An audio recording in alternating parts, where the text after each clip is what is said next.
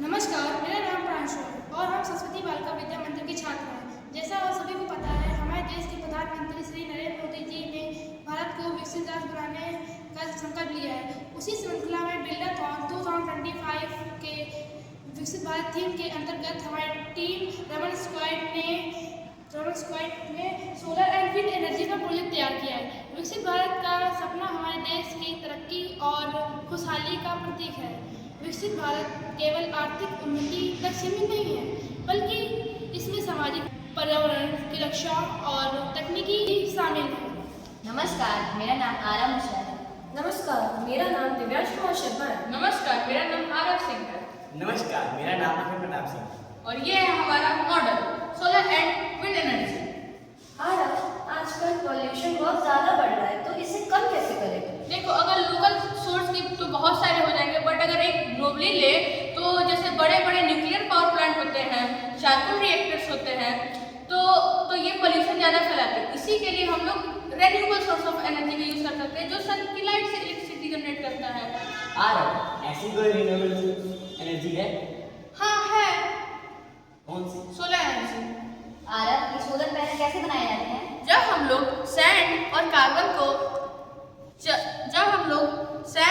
Carbon को 2000 degree Celsius में जब हम लोग हीट करते हैं तो एक सिलिकॉन ऑक्साइड बनता है, जिसको हम सिलिकॉन कहते हैं। इसका एटॉमिक नंबर 14 होता है, इसके पास 4 इलेक्ट्रॉन की आवश्यकता होती है।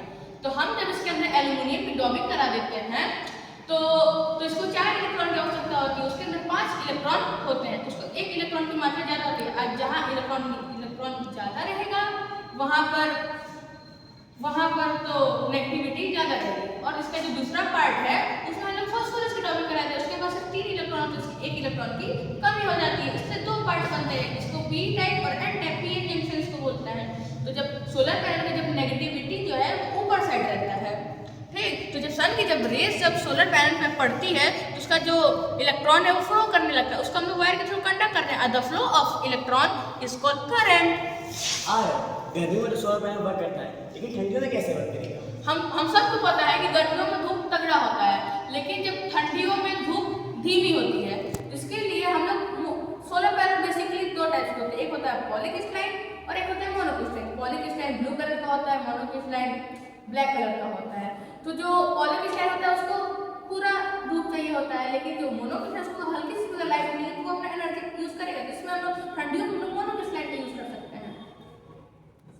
जैसे मैंने अपने मॉडल में मोनोक्रिस्टलाइन का यूज किया है। जैसे मैं इस वाली लाइट को अगर ऑफ करता हूँ, ये वाली एलईडी आपको ग्लो होती हुई दिख रही होगी, लेकिन इस रूम में सन की कोई लाइट नहीं आ रही। जो हल्की से जो रोशनी है उसी से देखिए ये वर्क कर रहा है। जब मैं अपना हाथ लगाता हूँ तो जो एलईडी है वो ग्लो करने बंद कर देती है और हाथ लगाने पे एलईडी ग्लो हो रही है। आरव, सोलर एनर्जी किन किन क्षेत्रों में यूज़ की जाती है? सोलर एनर्जी बहुत से क्षेत्रों में यूज की जाती है। जैसे कि हम लोग जब इलेक्ट्रिक व्हीकल्स का यूज करते हैं, उसमें जो रूफ होता है उसके ऊपर हम लोग सोलर पैनल्स का यूज कर सकते हैं, या तो हम लोग एग्रीकल्चर में सोलर पैनल्स का यूज कर सकते हैं। जैसे कि मैंने ये सोलर पंप बनाया है, ये हमारा सोलर पंप है, जो हमारे जो किसान भाई हैं, इसका मैं वर्किंग आपको पहले दिखाता हूँ। देखिए यहाँ पे जैसे कि ये आ रहा है, ठीक, जो हमारे किसान भाई जो सबमर्सिबल होता है वो ज़्यादा एक्सपेंसिव होता है, 1 से 1.5 लाख रुपये उसका लग जाते हैं बनाने में। और जो ट्यूबवेल्स होते हैं उसके लिए भी ज़्यादा पैसे लगते हैं। तो इसके लिए 10 से 12 हज़ार में जितने पुराने बोरवेल्स हो गए और वेल्स हो गए, ट्यूबवेल जो बंद हो चुके हैं, उनके लिए हम लोगों ने सोलर पंप बनाया है। इससे ये होता है क्योंकि पहले तो इलेक्ट्रिसिटी का बिल नहीं देना पड़ता है, और ऊपर से इसमें जो एक रेन्यूएबल सोर्स ऑफ एनर्जी है। आरव, क्या ये सोलर पैनल वाटरप्रूफ होते हैं? हाँ, होते हैं। इसके ऊपर से ग्लास उससे रेमन की कोटिंग होती है और इसके साइड में फ्रेम लगाया जाता है। मैंने अभी सोलर सेल का यूज किया है, लेकिन जो सोलर पैनल्स होते हैं वो वाटरप्रूफ होते हैं और ये भी वाटरप्रूफ है। आरव, विंड एनर्जी कैसे काम करती है?